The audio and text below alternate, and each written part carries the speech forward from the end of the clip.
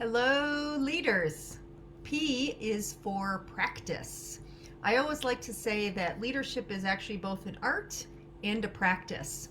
Great example of practice. I was talking with a client recently, and it was an issue around an employee that was placed in a certain role that may turn out not to be the right role for this person. And so they're the leaders struggling with, what do we do now? We've put this person in this position and it just doesn't seem to be working.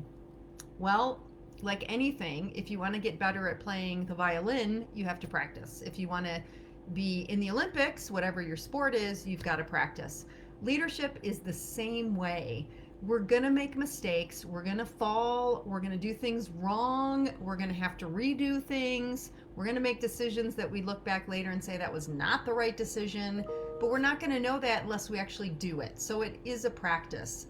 So think about all those areas where you're leading and you're feeling like, oh my gosh, I did the wrong thing, or I should have done this differently. What did you do in those times?